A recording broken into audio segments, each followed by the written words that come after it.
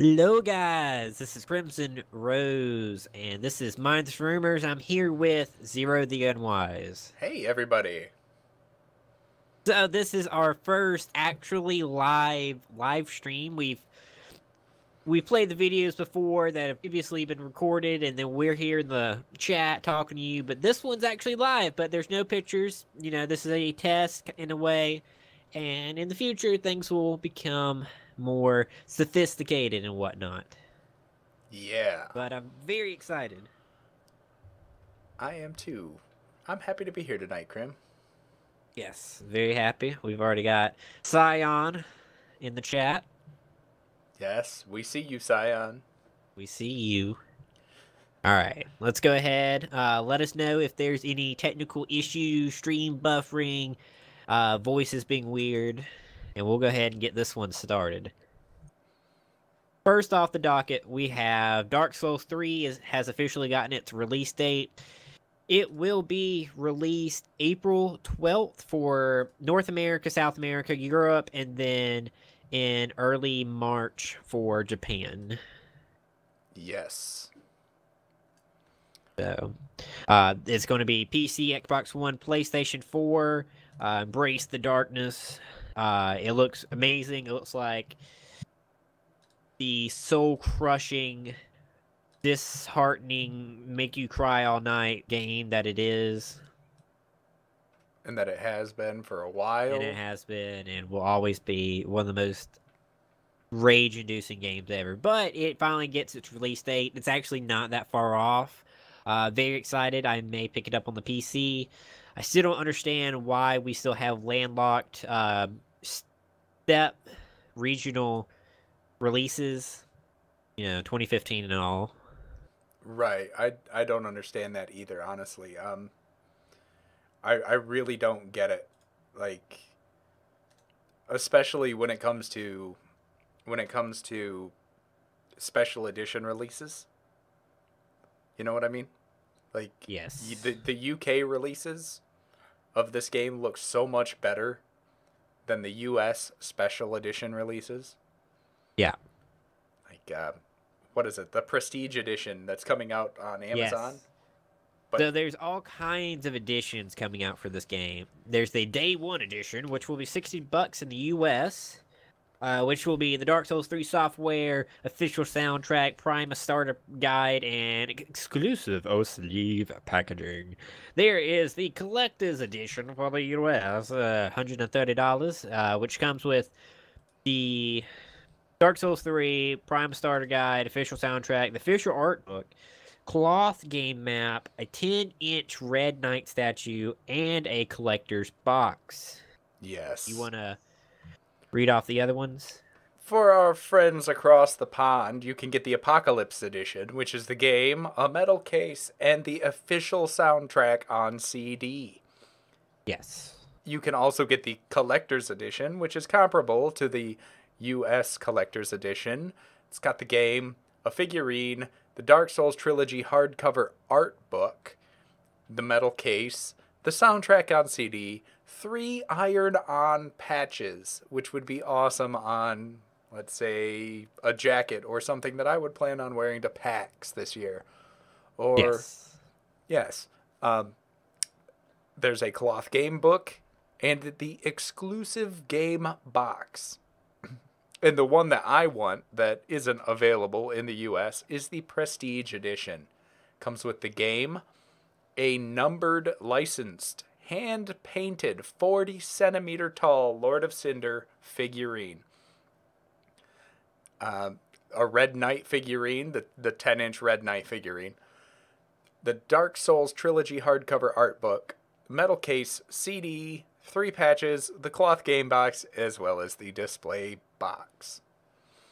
So yes, the Prestige Edition is only available on Amazon through the United Kingdom. So if you're an American or an Australian, you really want this, then you're going to have to make some good friends in the UK. But again, this game comes out. This is Dark Souls 3, releases April 12th for most places, and then March for Japan. So. Yes. So, Moving on, we also have Telltale is making a new game. They are the makers of Wolf Among Us, the Walking Dead series, the Minecraft story mode, and now they're making a Batman game. Yes. So this is pretty exciting.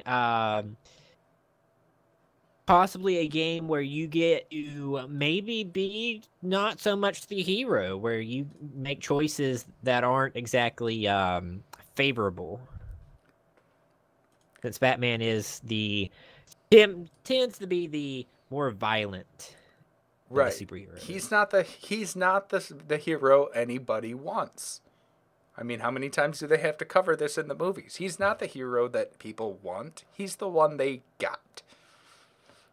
Well, they're the one, but yeah, he's awesome. I'm very excited about Telltale making this game. They have done a fantastic job at making these other games, especially the Wolf Among Us. I believe that's what it's called, and Minecraft Story Mode was widely accepted, and then the Walking Dead series all have been critically acclaimed.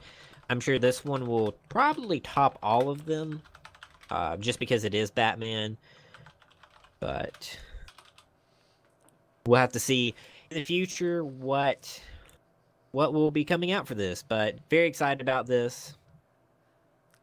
Likewise. Likewise. Mm-hmm.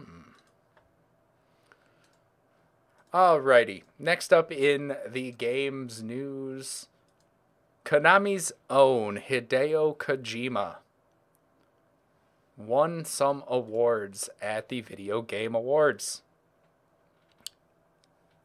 Great news. Great news for the Metal Gear Solid team. Great news.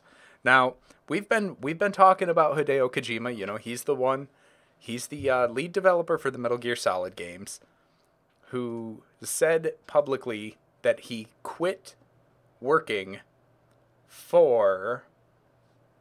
Crap, what's the name of the company again? Konami. That's it. You know, Small company. What is it? 30-something million dollars in profit last year. Small company, little guys. Nobody's ever heard of them, right? Yeah. He said he quit. Konami came back and said, no, he didn't quit. He's on vacation. Very long vacation. Very long vacation. We don't know when he's coming back. Well, at the Video Game Awards, it kind of went public that he has left Konami. He won awards for his work on Metal Gear Solid, but was not allowed to receive them because Konami's lawyers pressured him into not showing up at the Video Games Awards because he is still under an employment contract with Konami. Konami has been in the news over and over, and it's not for good things. It's getting pretty ridiculous. And it's not like they're in the news and it's ridiculous stuff. This is just like out of the blue. How does this happen? You're supposed to be have things together, and you don't know if you fired this guy or if he's on vacation. And Konami apparently, obviously, still kind of thinks he still works for him, or yes. And I don't know.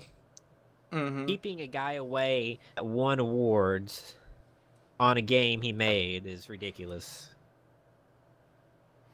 Right. Keeping him out of an award ceremony, especially when he's the one. I mean, yes, the awards are in his name, but they're for your video game company. I mean, I think it's playground BS that's being pulled here on Konami's part. That's just my opinion, though. You know, and we try to keep that out of Minus the Rumors. But yeah. From time to time. So yes. Currently, thank you, Not Quite Nerds and Scion Lewis for talking in the chat. We see you, you lovely, lovely people. Yes. Thank you for showing up. And to answer your question, NQN, we are live right now. Yeah. We don't have the webcams up because one step at a time. Right. We're still working on the logistics of pulling up all the internet tabs and keeping our bandwidth. Skype video's still a little bit heavy. So one step at a time. Yep, one step at a time.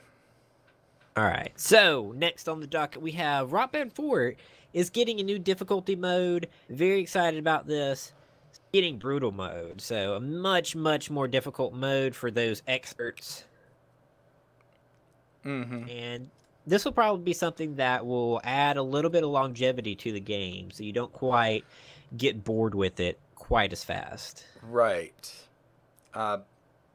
Brutal mode is not a game mode you're going to want to play right off the bat if you think you're MLG at a game without actually being MLG at a game. Brutal mode is for those players of Rock Band that have played on expert mode so long they basically have the sequences memorized for a game. Yeah. What brutal mode does is make the notes that you're supposed to play disappear by adding a blue bar across the screen. If you're doing extremely well, the bar is further away from the what do they call it? The thingy. Yeah, the thingy. The area where you're actually supposed to strum on the note. And if you're doing poorly, or you start to miss a string of notes or things like that, the blue bar moves. The blue bar moves, closer so that you know kind of when you're supposed to play them, but they still disappear at the moment you're supposed to play them. So this is another way that Rock Band is trying to get a hand over Guitar Hero. I think right now Guitar Hero is winning the battle between the two. But this is obviously a very nice thing to see that brutal mode, very exciting. Personally, if I ever get this game, which I probably will, I'll try out this, and again, it adds longevity to the game, and I'll love to see what Guitar Hero has in store in response. Yeah. So. Now, mind you guys, before we go to the next story, brutal mode is not for everyone. If you're playing multiplayer with a group of people, you cannot choose to play brutal mode without putting everyone you're playing with in brutal mode as well. So unless you're all ready to play on expert plus difficulty, you might want to hold off or just wait until you're playing by yourself, but not necessarily with yourself. Just go for it. Yeah, just go for it. Brutal mode, bring it on. Bring it on. All right. So, a little bit of tech. The Intel Skylake CPUs that we talked about a few months ago, which were really good, really good processors that were really powerful, saved a lot of energy. There's an issue with them. They're bending under pressure to some coolers, being that they are smaller compared to the Haswell CPU. It takes less force to break them, bend them. But one issue, the people putting these professionals that were putting this stuff together were using an electric screwdriver to, put the stuff together when you should be doing this all by hand because it's a very breakable thing. So, but there is a flaw to the Skylake processor. We thought we'd update you guys to that. Right. Yes. Electric screwdrivers, stay away from them when you're building sensitive electronic components. Especially, like, I've got electric screwdrivers around my house that I can literally pull lug nuts on cars with. I've broken sensitive things for vehicles with them just because it's got a 5/16 inch socket or smaller on it, a Phillips screwdriver bit in it doesn't mean it doesn't make huge power. Yeah. And when you bend these Skylake processors, it also tends to bend the socket on the board. So not only do you need to try to get an RMA out of your processor if it's a brand new build. Hopefully it's not hopefully it is a brand new build and you don't have an existing board around that'll hold a Skylake. So if you bend your processor and it's out of date for warranty and you bend the board with it, you're out of motherboard and a processor. Yeah. Mm-hmm. All right. So on to a bit of other ingenuity. With Minecraft, as we all know, Minecraft, beloved game by millions and millions and millions of people. Verizon now has stepped in to add a little bit of twist to the technology there. You can now do unimaginable things in Minecraft through Verizon. Yes. Verizon got together with Whedon Kennedy and Blockworks, who are two mod makers in the game of Minecraft. You know, they don't work for Mojang, but they make Minecraft mods. They also brought in experts such as Seth Bling and Captain Sparkles to build a functional cell phone running on the Verizon network inside the game of Minecraft. And by functional, I mean you can cruise the internet on it. You can FaceTime on it. You can send pictures to people's cell phones from the game on it. It's amazing. You can send text messages, you can make video calls, and browse the web. Now, mind you, web browsing, while you can look at actual websites, streaming video tends to look a little bit blocky, and text can be hard to read because, let's face it, it's Minecraft. Go ahead. For demos of it, you can look on YouTube, both on Captain Sparkles' channel as well as Seth Bling's channel.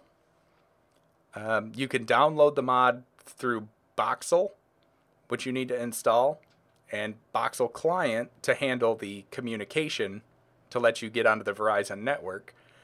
And the actual mod source is open source, downloadable right through GitHub. Yes.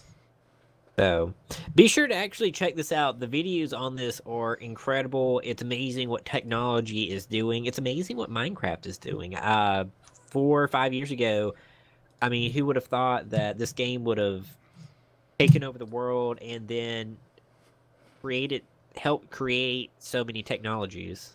Right. It's amazing. All right. Be sure, guys, if you're watching, if you have any news you'd like us to actually talk about, maybe comment on, be sure to let us know in the description or in the comments. We do look at that constantly, so. Yes, we do. Be sure to talk to us. Our follower alerts are actually on as well tonight. Hype. All right. So, Indiana Jones 5, Steven Spielberg has said that Harrison Ford won't be replaced. So, Harrison Ford, who is now in his mid-70s, which is ridiculous, will be in the next Indiana Jones, which is crazy. I mean, he's up there with Ian McKellen, who is, mid-80s, doing Gandalf and Magneto.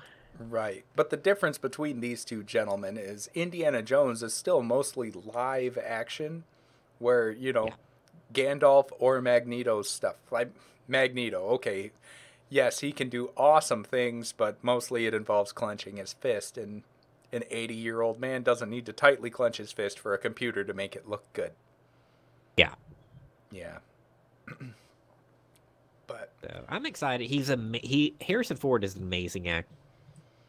Yes, I mean, there's no doubt about it. I'm excited about him being in the new Indiana Jones because the way the Kingdom of the Crystal Skull was just terrible. Mm-hmm. So it's nice to be able to get hopefully a new movie that'll be good and whatnot. And of course, Harrison Ford will be in the new Star Wars, which comes out very, very soon. Which quick insert next week, and then not the week after, but the week after that, we'll have Star Wars related streams. There'll be a lot of Star Wars stuff. So basically before the movie and after the movie releases, we'll have very heavy Star Wars streams. Yes, Star Wars Yes. intensive. Yes, we've been avoiding Star Wars as much as possible for that fact. But back on topic, very excited about new Indiana Jones. He's going to do amazing because Harrison Ford is he's up there with some of the greatest actors of our day. Right. And I mean, Steven Spielberg is one of the greatest directors Yes. of all time. Of course. So, I mean, him saying that Harrison Ford is not going to be replaced is awesome. But I'd also say it's extremely risky on both of their parts. I mean, And it'll probably pay out. right. I mean, it's worked before. But I'm kind of excited too that Harrison Ford gets to go out in the Indiana Jones series with a movie that's hopefully going to be better than Kingdom of the Crystal Skull. It can't be much worse. I mean, there's Kingdom of the Crystal Skull, and like below that is the new Fantastic Four movie. Right. So Twitch versus YouTube. We've seen this all over the place for the last year. Will Twitch ever beat YouTube? No. That's my answer. Before we roll into the story, I just want to say welcome back, Jinx. He's a long-time buddy of mine. We go back way Nice. back. First time watching the stream. Welcome. Welcome to the stream, new guy, Mr. Jinx. Very nice to have you here. Twitch recently announced that they are launching an app on Android TVs. Now, Twitch has had an app out on iOS, or I always say that wrong. iOS. There we go. Android phones. Of course, you can get them on YouTube. You can watch them on Xbox. You can watch them on PlayStation. You can pretty much watch them anywhere. But then again, you can do the same thing with YouTube. Now, Twitch also said that they updated their mobile app with a more improved message functionality. And they're saying that it should improve their overall success. How does this relate to YouTube, though? Well, Twitch is getting more popular by the day. Daily, Twitch has 67 million views. That's average. There are days where there's more views. There are days there's less views, but over the last month, they've accumulated just over 850 million views. 10.9 billion views last year. That's crazy. That's a lot of views. Statistics were accumulated before they released their app for Android TV, so that number should go up. I don't know anybody that owns an Android TV. I didn't even realize that Android TV was a thing. I mean, I knew there was smart TVs. Is that what they're calling an Android TV? I'm not sure. Yes. I believe so. But, I mean, you would think that with 10.9 billion views over the last year, Twitch has got to be, like, close to YouTube, right? Wrong. Yeah. YouTube still stomping all over Twitch. YouTube says that every single day they get over 1 billion views compared to Twitch's 66 or 67 million views. Yes. YouTube also says that 1/3 of the actual existing internet has an account. So everyone, 1/3 of everyone on the internet has an account with YouTube and views their page every single day. That's crazy. That is crazy. So Now, to put it... Go ahead. So do you think though that with those numbers that YouTube will ever fall to Twitch? Here's the issue. In some instances, people keep wanting to compare YouTube and Twitch, and really it's apples and oranges. They're different things, but they're related because they're both fruits. YouTube, it's videos, You post it, everyone can view it every single day. XB Slayer's now following. Thank you for that follow. Hey, thank you. Hey. I Good could to have see you swore there, I had buddy. those. I could have swore I had those alert sounds turned on for me. I didn't even hear it. Thank you for the follow, XB. Yes. So, YouTube, the videos are there. You can view them every single day. With Twitch, it's a live stream. You see it when it happens. I mean, you can go back and watch it, but it's much easier with YouTube. So, a one-time thing versus anytime thing. That's one issue. Two, YouTube's videos, where Twitch's live streams. When it comes to videos, YouTube will always win. When it comes to live streams, Twitch will always win. YouTube has tried to take on Twitch with the live streams. Obviously, it didn't go well. Right. Here's another So, difference too between YouTube and Twitch. Twitch is, for the most part, video games. YouTube is video games and everything else.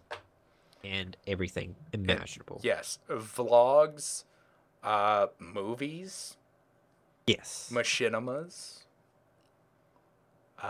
music videos. I would imagine music videos make Yeah. up probably half of YouTube's views per day. Yes. Most, yes. Yeah. Because people aren't going to fall for that. I'm going to pay $8 a month for YouTube music. Now, where Twitch does have a bit of an additional edge on YouTube, whereas the esports thing, where now people are, instead of participating in esports and hearing about what happens, people are now watching it as a sporting event.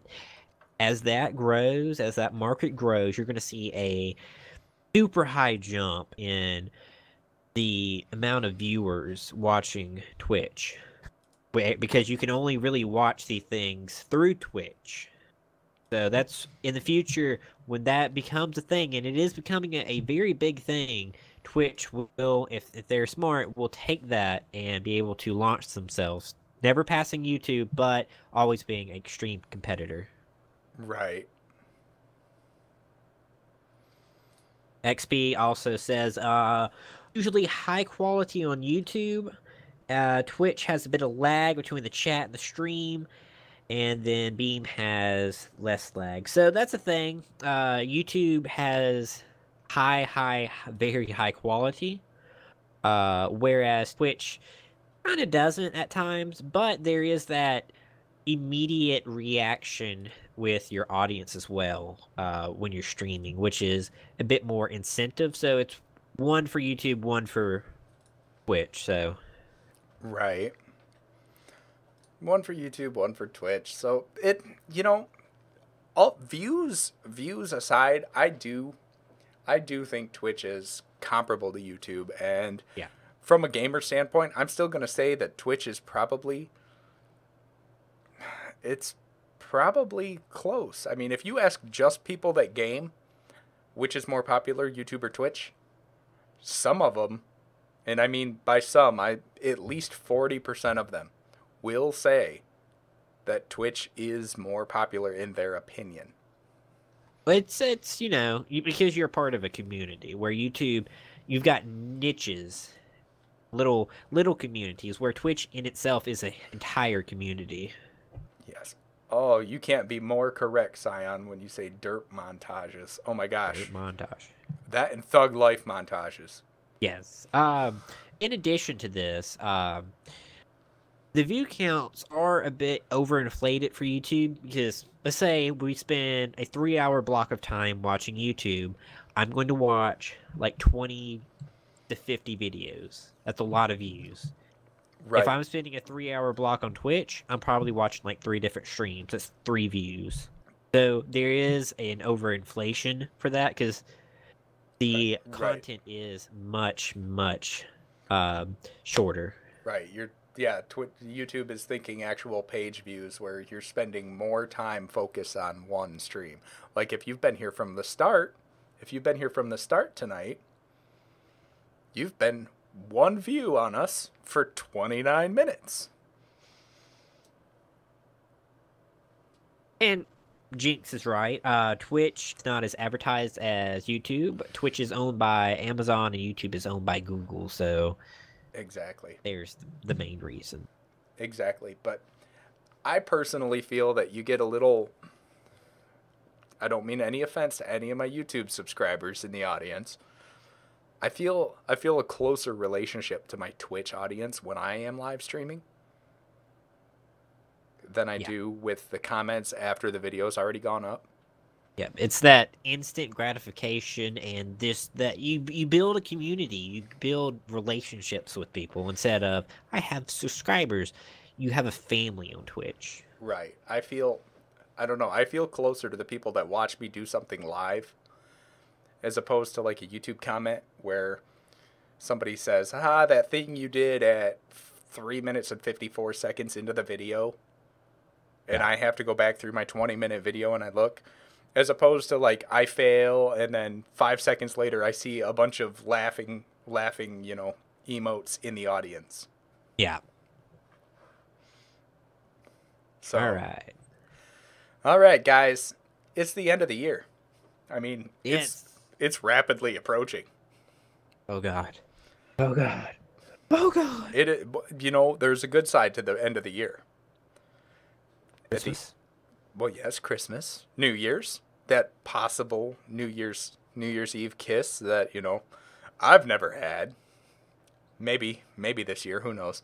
But also tax time. We get our W-2s back starting in 2 months? Something like that.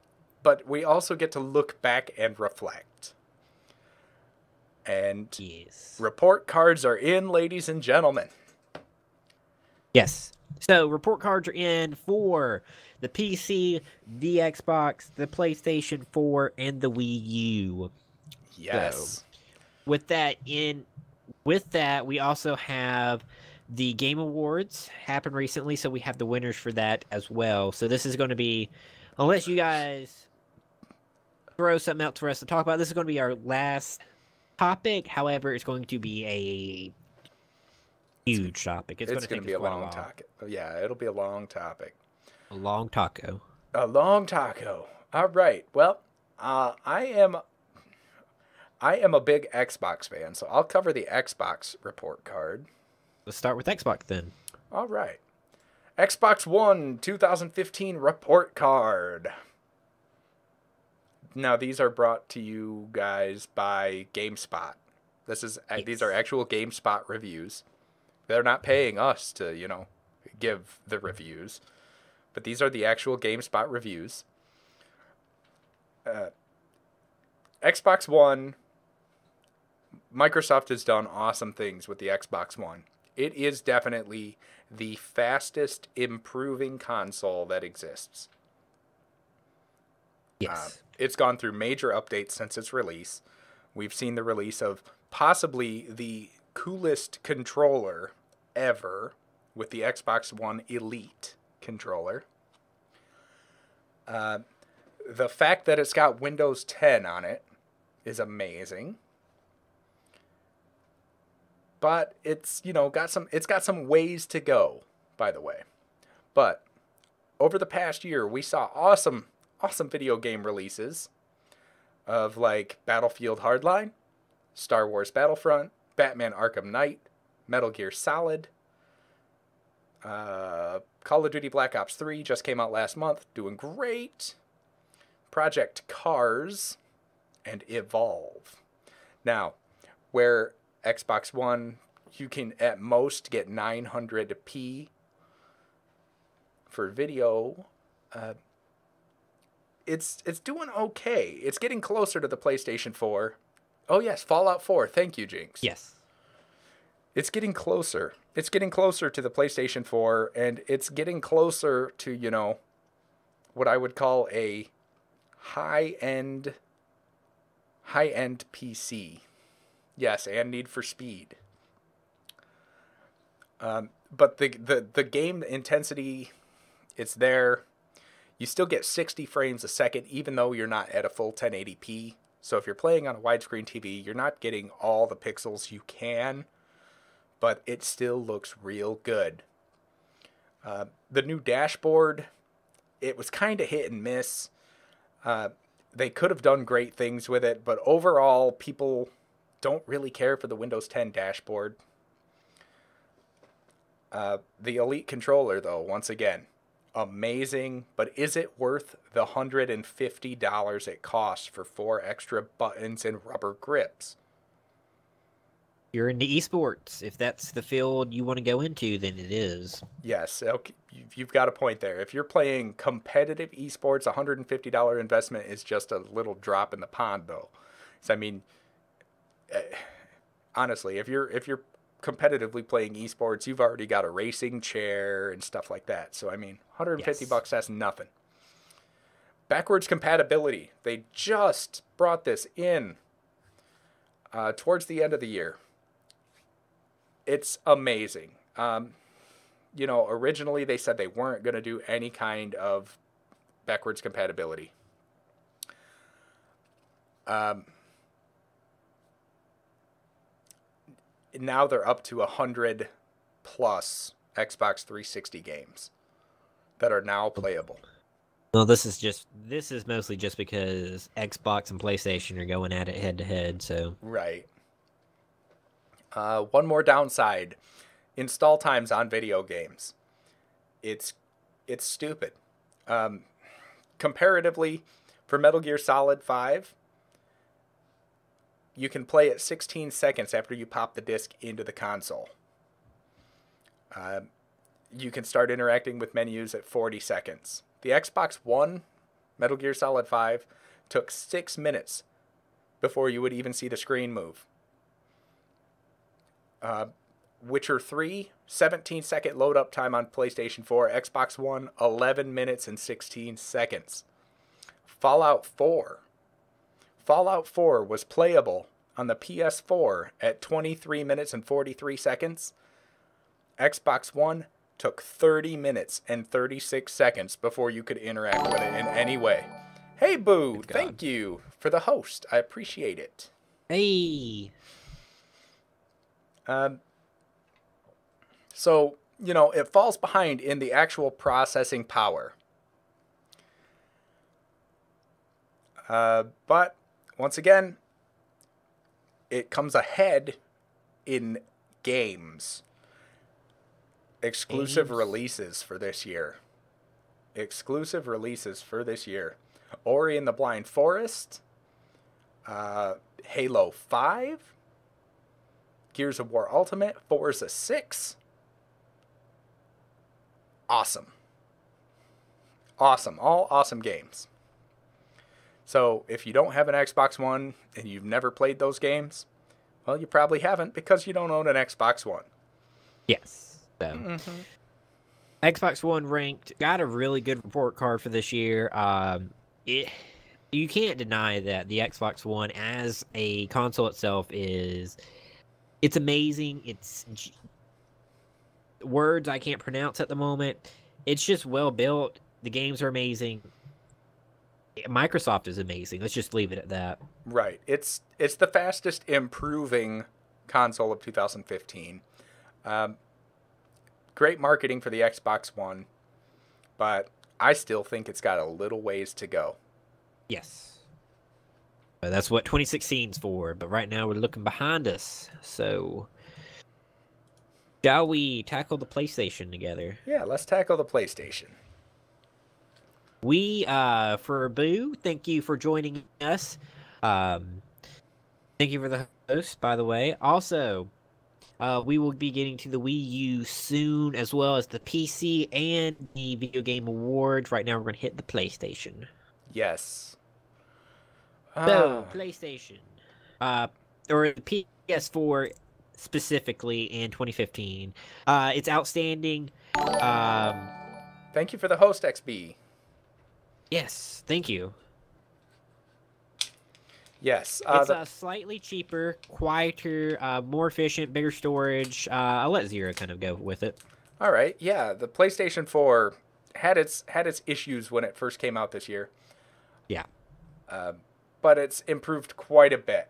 Yes. It was already a very solid solid machine. Just recently, they opened the 7th core of the 8-core processor for video game developers. So get ready for things to be even better next year. And by even better, I mean much faster. But it is cheaper. Originally, it was pretty much head-to-head price with the Xbox One. But now MSRP on the PS4 is $300. You can't beat that. The newer model, there's a new generation that they didn't really announce too well that came out mid-year that runs 30 watts less power than the model that launched originally. So there's your efficiency, lowers your electric bill.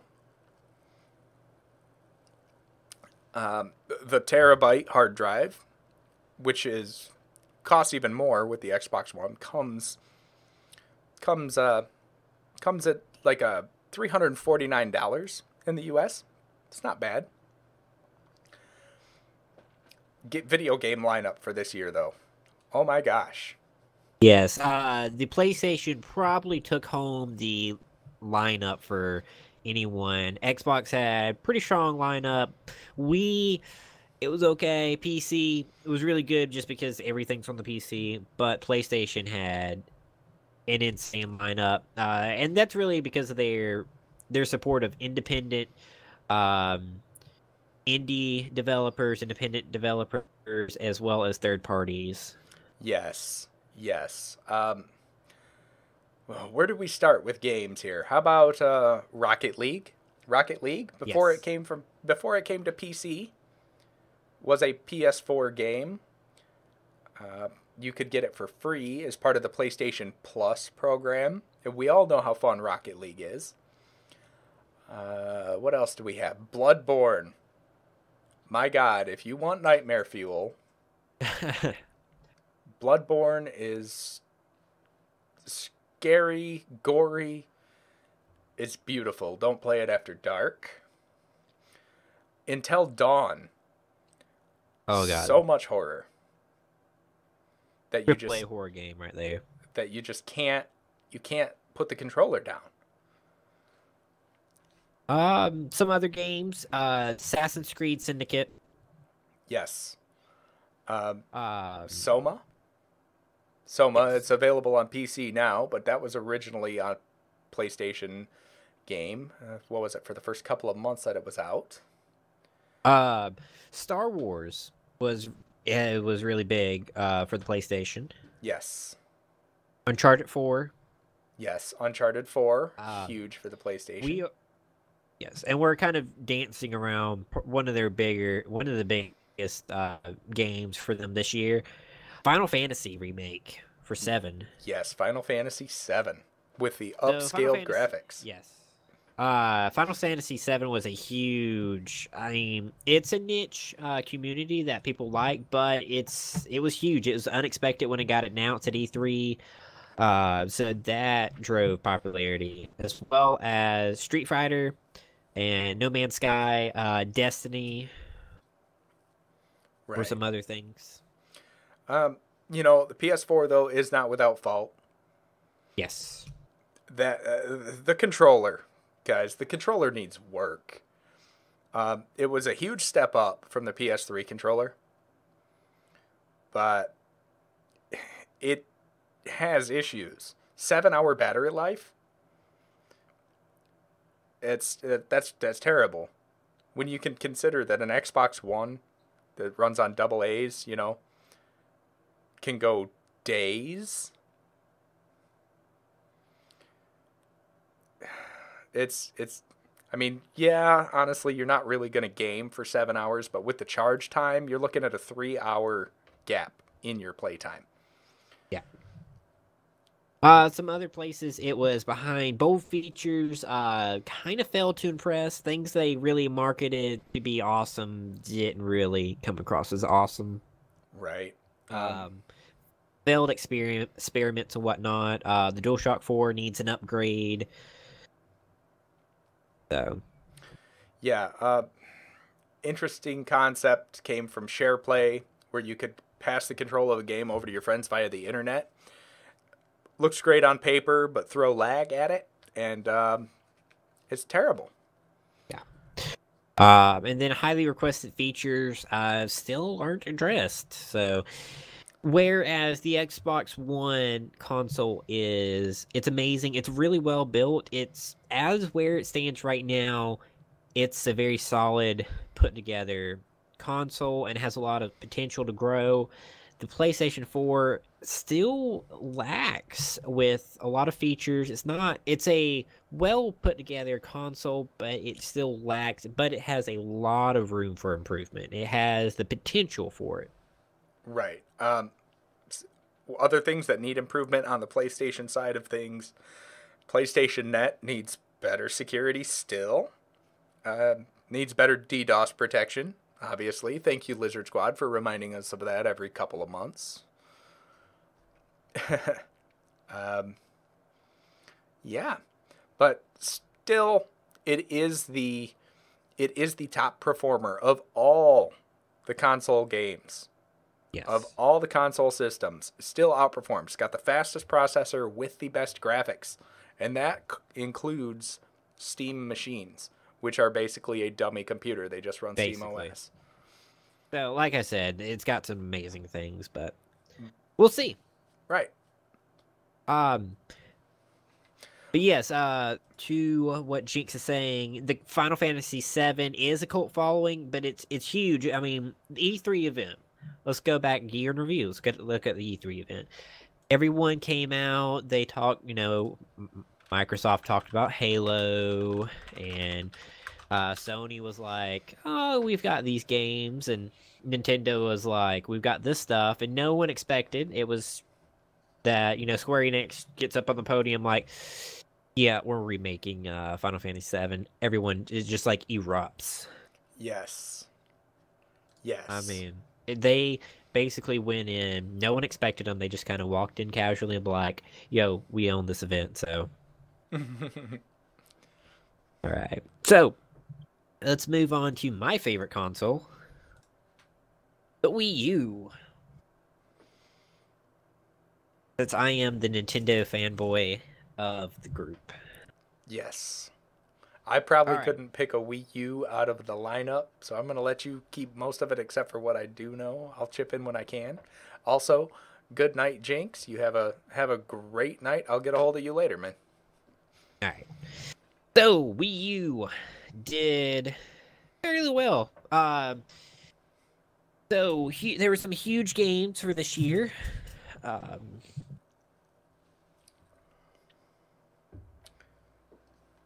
Yes, there were some huge games this year.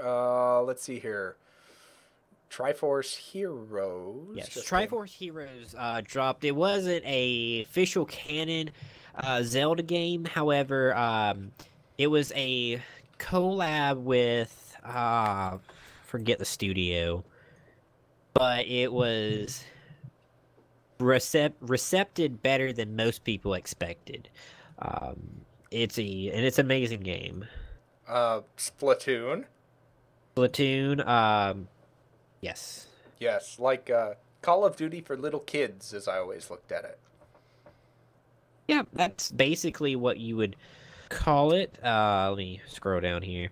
Probably the biggest, gaming-wise, the biggest news for Nintendo this year was Star Fox Zero being announced. Star Fox was previously in retirement. It was officially retired game franchise. They brought it back officially. Everyone's super stoked about this game. This game is amazing. Or Star Fox is amazing. Everyone loves it. It's gonna be huge. Fire Emblem, several Fire Emblems, Xenoblade, the Mario and Luigi Paper Jam, obviously a bunch of sporty things.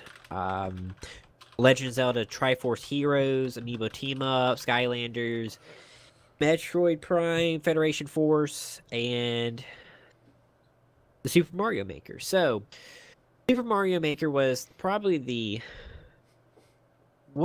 that was the big one. That was the big one of the the last quarter, where basically, the Super Mario games you like to play. Here's the keys to the castle. Make the levels, and it was recepted amazingly. Hmm. DLC seemed to keep all the older Wii U games relevant. Yes. So yeah, they're characters for Mario Kart 8, new tracks, new vehicles, and it was all Yes. relatively inexpensive DLC. Yes. Yes, DLCs were huge. For Super Smash Brothers, we got several different people. We got Cloud from Final Fantasy. We got I think Mewtwo and maybe a few others. Wasn't Mewtwo seriously overpowered in Smash? Yes. Because it should be. Yeah. As it should be. Even though I always play as Fox. Amiibo are still popular, but disappointingly hard to find for some ungodly reason. Probably You because they're walk so in, popular. yes, you walk into a store, you be like, "Where the Amiibo at?" They're gone. I don't know why, but everyone and their mother, father, son, sister goes out and buys them and just collects them. I haven't bought one just because I'm afraid I'll get addicted. But I haven't bought one just because I really don't know too much about them. And they hold save. Hell, Matt Damon and his followers. Yes. They hold they have like save files and they can be used on different games. It's really cool. I at first was not a fan of the Amiibo at all when it got announced. However, they've used it very good. That was a very bad way to say that.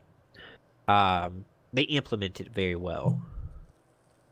And they've done with the Amiibo, they landlock some of these things. You can only get this Amiibo at this event. You can only get this Amiibo for a certain limited time. You can only get this Amiibo in Japan, in Australia, in the United Kingdom, in America. They have a lot of restrictions on them because there are a ridiculous amount of them, and then each Amiibo kind of has different forms. So you can get a gold nest. You can get a regular nest, and so there's a ridiculous amount. Scion says someone out there has an amiibo collection and has maxed them all out in Super Smash Brothers. Probably. That would be hilarious, and they're gonna put it Yes. on eBay for 150 grand. Yes. For the Wii U, looking back on 2015, however, in 2015 they let it slip or let it slide. Two huge, and I mean ridiculously big games coming out for next year. That would be Star Fox, like I mentioned, and the new Zelda game, which, as I always say, when Nintendo has a new console, they always do two things. They either have a new Zelda game right off the bat to show off the new features of the console, and at the end of the console's life cycle, they bring in a new Zelda game to break the console. This game will break the console. Right. This game, it's an open. Talk about the game, Zelda game a little bit. It's an open world Zelda, and you can do the dungeons in kind of any order. It's like Skyrim and Zelda had a baby, so this is something ridiculously amazing. They're going back to the old style, the original style of the Zelda game. So people are freaking out about this But it got pushed to 2016, so because they're like, hey, we thought of cool things to add. We're instead of, we're going to make this at a certain date. Well, Nintendo doesn't have broken AAA games when they launch. Everyone else does. right. Unfortunately, the Club Nintendo shut down. Is unfortunate. That's always been a kind of a huge thing, but I believe it's being replaced by something else. Hopefully. Um, also, to add, their president did die this year. Uh, Iwata, and he was replaced by a 1-year guy. But some of the good things, great DLC, made some of 2014's best Wii U games relevant again. Nintendo created an innovative shooter in Splatoon, redefining the genre and itself the process. So, again, Nintendo typically it is a family-friendly console, and typically doesn't have a lot of shooter games. Splatoon was the shooter. Super Mario Maker uh, brought the gaming community. You know, usually you play the games and you play with other people, and that's kind of it for the Nintendo fan base. However, Super Mario Maker actually brought the gaming community together, and you know, this is a good move. This is what Nintendo needs to move in the direction of. Right. Some of the bad things, amiibo shortages, put a dent in Nintendo's relationship with its fans, obviously. Delayed games, which again I count that as a good thing. Yeah. And then Club Nintendo closed without a viable replacement as of yet. Yeah. So So 2016 Nintendo is looking awesome though so far. yes. So everything that is kind of a letdown, you know they're going to release it first quarter of next year, and it's only going to get better from there. I Well, mean, hopefully first quarter. while we're on it, since Xbox and PlayStation, we don't really have huge things to talk about for the upcoming year yet. Right. I mean, this was their year. This is when they released everything. Mm-hmm. And since Boo's here, I guess we should talk a little bit of 2016 Nintendo. So this was the Wii U specifically in review for 2015. Looking ahead for 2016 for the company itself, we've got obviously the new Zelda game, which has the huge fan following. We've got the new Star Fox game, as well as Boo says, when Zelda comes out, I'm not leaving my house for days, dude. I'll be right there with you. I'm gonna have to take a vacation from work. And go to Boo's house? I mean, it's a long ways away, but maybe. Boo, can I come over and play Zelda? But 2016 is also gonna have what, the Nintendo NX? NX. Yes. So Nintendo has a new console just around the corner. They've kept all the details right there on their chest. They have not released really anything. They do plan to release a lot of information in early 2016. It's supposed to be extremely powerful. It's not going to be like a hybrid between handheld and a console. From what they say, they're going to kind of go back to the old consoles, which, by God, please do, because they were amazing. Mm-hmm. I mean, the Xbox and PlayStation are not that much different than the old Nintendo consoles by looks and how they work. Right. Sometimes you just got to go back to what works. Right. Sometimes you got to know your roots. Yep. Oh, Boo has a double bed. All right, Zero. I will miss a couple weeks of MTR. All right. I'll try to find not excuses to not do MTR for a couple of weeks while you guys are off playing Nintendo. All right. Again, it's gonna be new experiences. Again, they've just kept everything really close to the chest. So once we know more, we'll let you guys know more. Right. Like I said, they haven't released anything. By all rights, we'll probably have a Nintendo NX special. Yeah, it'll be me talking the entire time and unboxing his NX. We'll have Boo on for that one for sure. Yes, you guys can unbox your NXs, and I can sit here and go, "What are those?" Yep. And then also Pokemon Go gets really ramped up next year. All right, I think we've beaten the horse dead. Yes, I'm waiting for Pokemon Go so patiently.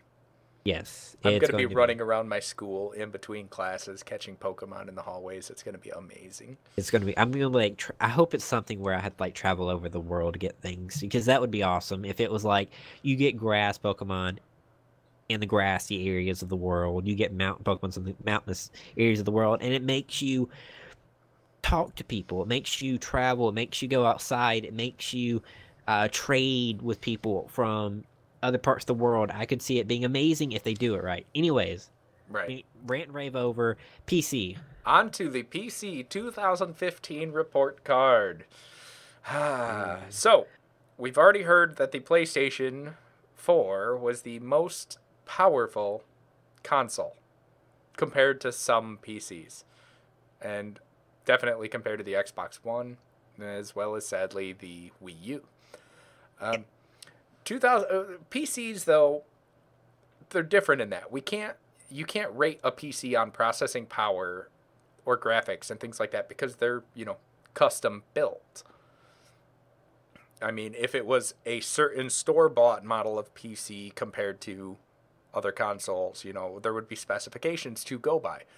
But the PC report card looks a little bit different this year than the console reports.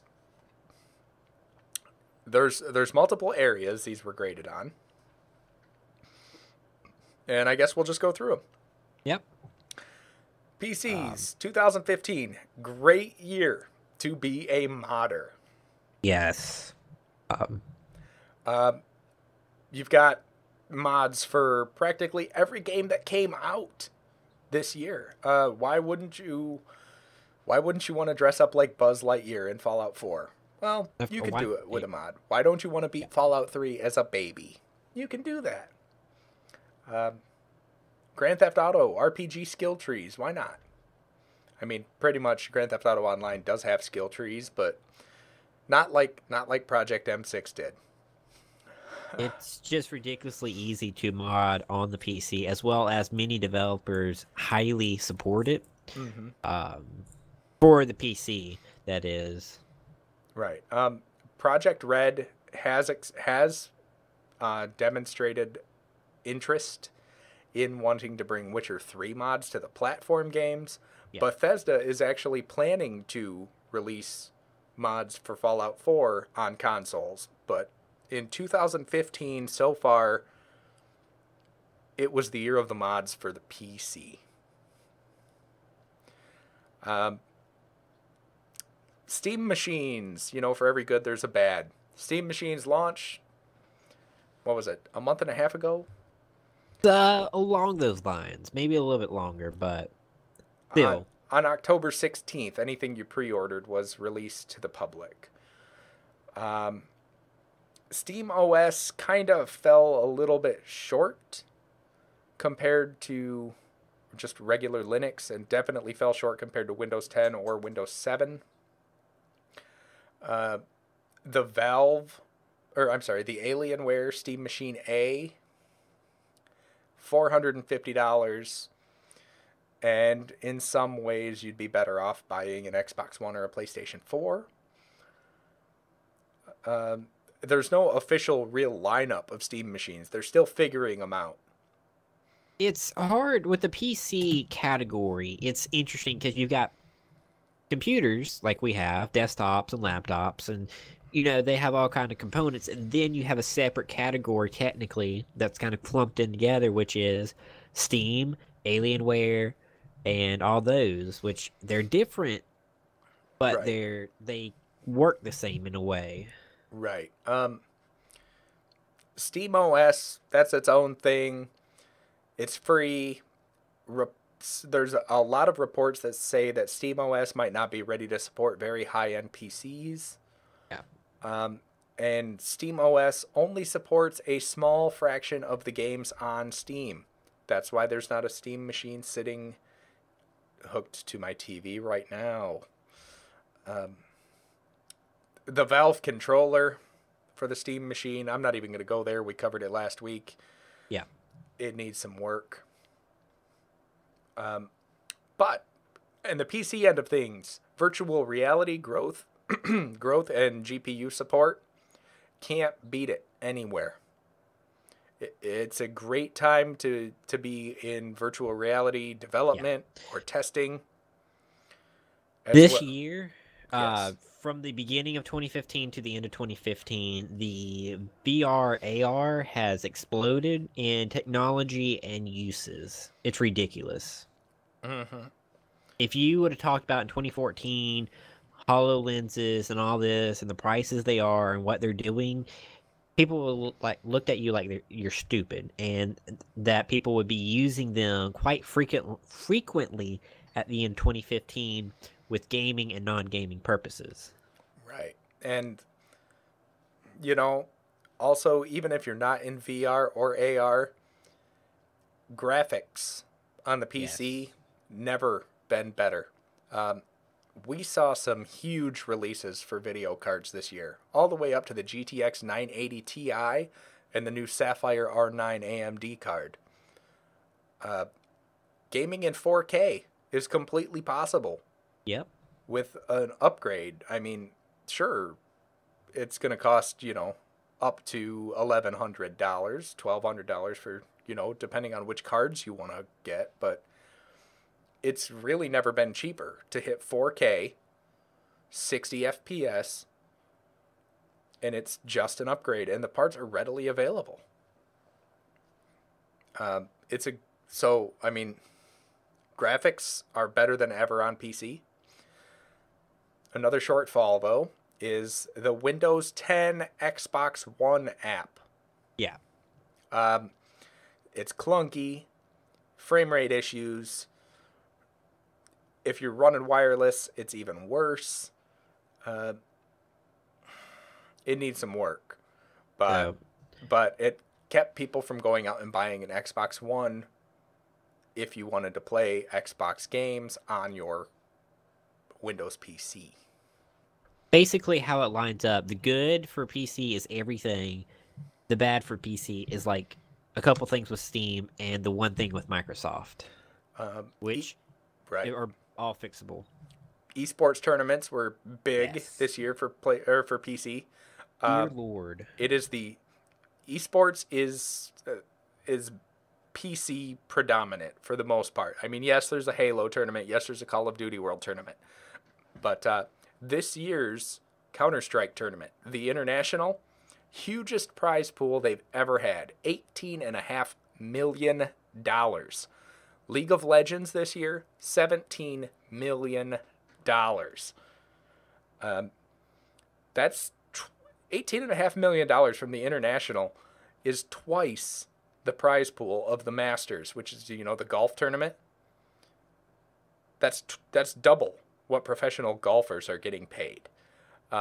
It almost doubles the take-home pay of the Super Bowl winners. Yeah. I mean, it's a great year for PC gaming. Yes. Here's Esports has exploded in 2015. Yes. So here's the verdicts for PC for this year. Um, Increasing hardware support, increased mod support. VR and AR is attainable. Esports, and with your smaller, more compact PCs, you're getting closer to having one in your living room, be it a media PC or a gaming PC. Yeah. Of that line. Of course, there was some bad. Steam machines tend to fall a little bit short. Xbox app and Steam OS only runs, a portion of the Steam games in the Steam library. All right. So that's the Xbox, Wii, PlayStation, PC in review. Last thing on the docket, we have the 2015 Game Awards were this past week, and we've got some of the winners. So we'd like to kind of go over those real quick. Yes. So, Game of the Year went to The Witcher 3 Wild Hunt, beat out Bloodborne, Fallout 4, Metal Gear, and Super Mario Maker. An amazing game. Yes. And Super Mario Maker is amazing as well, but Witcher 3, phenomenal. I'm surprised it beat Fallout 4. It's probably because it's been out all year. Right. Developer of the year went to CD Projekt Red. Yeah. Which, Witcher 3, once again.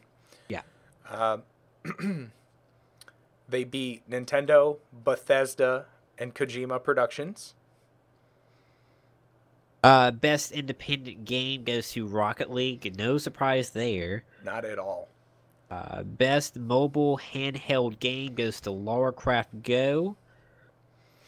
Best narrative game goes to Her Story. That was a big surprise for me because it beat Life is Strange and Until Dawn. Beat Life is Strange, Until Dawn, Witcher 3, and Tales from the Borderlands. It was probably an upset. Best art direction, Ori and the Blind Forest. I can see that. One of those usually smaller games that come from either an independent indie kind of thing have beautiful graphics, different kind of graphics, not your usual what you see in every single game. Right, but I mean, it beat Bloodborne, and it beat Witcher 3, and Batman Arkham Knight. Yeah. So, that's amazing. Best score / soundtrack, that's what score means, goes to Metal Gear Solid 5. Beat out Ori, Witcher 3, Halo 5, and Fallout 4. All of which had great songs in them. Yes. Best performance. These are the actors that do the voice acting. Went to Viva Seifert. She played the main character in Her Story. Games for Change Award goes to Life is Strange, which is Don't Nod Entertainment and Square Enix. The best action adventure game, Metal Gear Solid 5, The Phantom Pain. Yeah. Best fighting game goes to Mortal Kombat 10. Who would have thought? Right. Best family game, Super Mario Maker. Of course. Best sports / racing game. Again. Oh, let me guess. Is it Forza 6? Nope. It goes to Rocket League. Rocket League? That's amazing! So they took on 2. Best multiplayer goes to Splatoon. Best multiplayer goes to Splatoon. Beat out Rocket League, Halo 5, Destiny, and Call of Duty Black Ops 3. That's ridiculous. Amazing. Most anticipated game, No Man's Sky. Beat out Horizon Zero Dawn, Quantum Break, The Last Guardian, and Uncharted 4. Best esports team of the year, Optic, bringing it home. Best esports game of the year, if Boo's still in here, Counter-Strike Global Offensive. Yeah, no one was surprised by that.